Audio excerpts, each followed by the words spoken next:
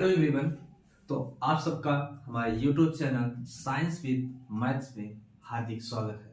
हम लोग बात करने जा रहे हैं जो स्टूडेंट्स क्लास 11th में अभी तक थे और वो अब क्लास 12th में इंटर करेंगे तो उनके लिए एक नया स्टार्ट रहेगा। क्लास 12th में चैप्टर क्या होता है, कितना यूनिट्स होता है in physics.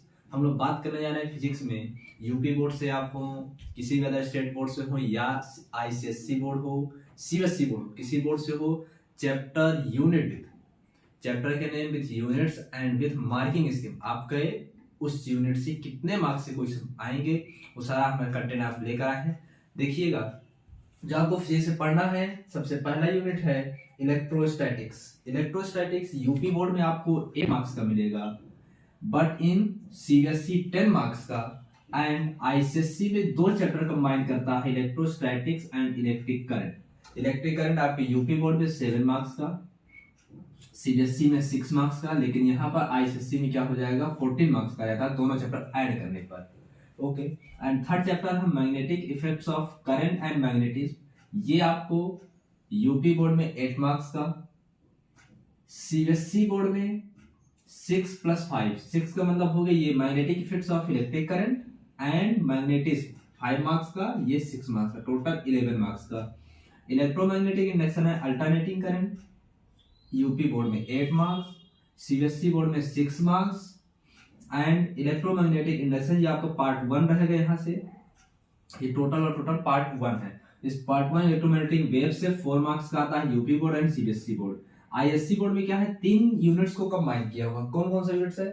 Magnetic effects of electric current, electromagnetic induction and alternating current and electromagnetic wave, जो कि आपका 16 मार्क्स का आएगा। ये आपकी फर्स्ट बुक है। एनसीईआरटी अकॉर्डिंग क्या है, ये पार्ट 1 है, ये आपका है part first. And second part, remaining part जो है उसमें है ऑप्टिक्स। सबसे मेजर टॉपिक है, सबसे ज्यादा मार्क्स का आता है ऑप्टिक्स, जिसमें दोनों ऑप्टिक्स है, ray optics plus wave optics. दोनों ऑप्टिक्स आपका रहेगा बहुत। यूपी बोर्ड में 13 मार्क्स का, सीबीएसई बोर्ड में 14 मार्क्स का एंड आईएससी बोर्ड में 20 मार्क्स की ऑप्टिक्स है। फिर है matter and double nature, UP board में 6 मार्क्स का, सीबीएसई में 4 मार्क्स का एंड एटम एंड न्यूक्लियाई, ये आपको सीबीएसई और यूपी सेम मार्क्स के मिलेंगे, 8 मार्क्स का।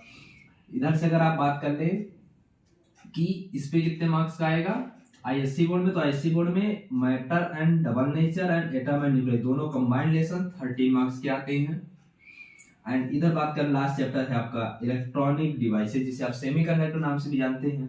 ये आपका यूपी बोर्ड में 8 मार्क्स का, आईएससी एंड सीबीएसई बोर्ड में 7 मार्क्स के आएंगे। टोटल आपको 70 मार्क्स का आपको मिलेगा theory part and remaining 100 out of में 100 में 2 पार्ट डिवाइडेड होता है।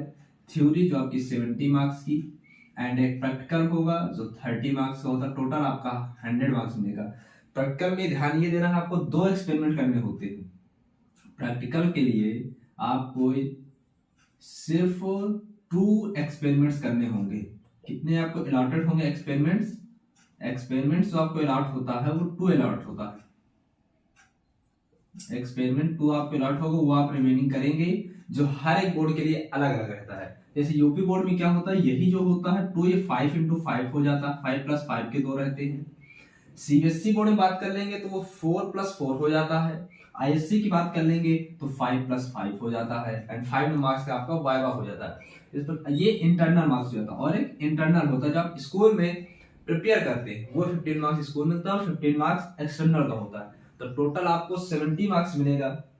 आप इस चैनल में बने रहेंगे और आपको ऐसी ही रोचक बातें, कोई नया टॉपिक या फिर कोई ऐसा इंपॉर्टेंट क्वेश्चन जो बोर्ड में बार बार आता है, वो आपको हम लेकर आते रहेंगे। Okay, thank you.